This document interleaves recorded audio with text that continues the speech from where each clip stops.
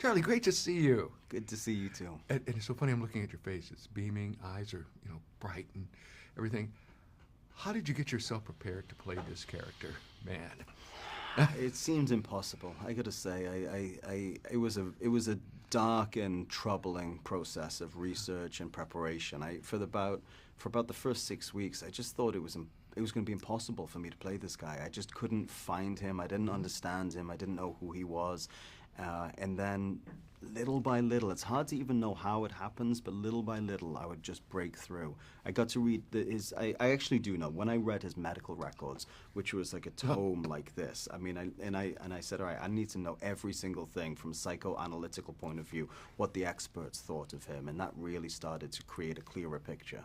Man, because like you said, you're watching it, you're thinking, oh my goodness, can this guy get any deeper, as far as his character? And it's going, goodness, I guess not. Right. He just kept going down. And it's also weird because, like, you're watching it all of a sudden realizing every movie that you've seen growing up, these scary, movies, are based off of him. I mean, yeah, it's wild. I mean, a lot of people don't know who Ed Gein is, but it's undeniable the cultural impact he had. And not only those movies, but the consequence of those movies. I mean, when Psycho was made, it radically pushed the boundaries on what was allowed, in terms of censorship.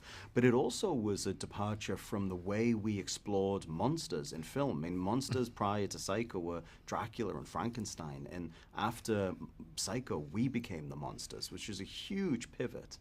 It's so funny you mentioned that because obviously we just, talked with Frankenstein folk here. Oh, right. And like you said, the monster or creature, it's really a nice guy who's just misunderstood. Like you said, your guy, that was the monster. Yeah, well, it was interesting. We were really obsessed with asking ourselves why Ed did what he did. We didn't want to make some sort of grotesque sensationalization of all of these terrible acts. I mean, we know when we get to see that he'd certainly commit some atrocities.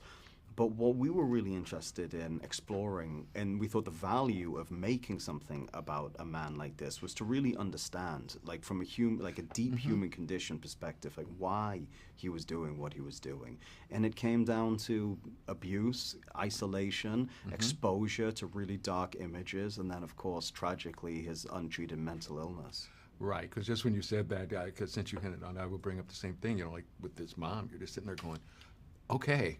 Right. I can kind of get right what happened to you. I mean, it's wild to think the thing that I was so focused on in the early part of my research, or the thing that was the window into trying to allowing me to understand Ed, was that he didn't really commit a crime, as we talked about, until he was 43.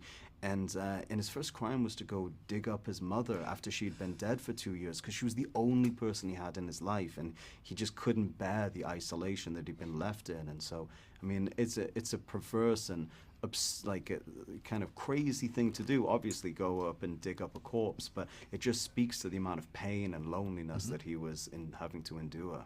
That's for sure. Like, it's a whole interesting series. It's almost like, folks, if you got a whole day where you've got 8 hours. Sit. Right. Because you at the end of the whatever episode you're going, I got to see what's next. I know. I had made the show. I knew it, and I had the same reaction when I sat down. I thought I'd watch 3 episodes, and I watched the whole thing back to back. Well, fantastic. Charlie, thank you so much. And right, yes, please do come to Detroit. I'd love to take you on a tour with our company. I would love that. All right. I would love that. Great.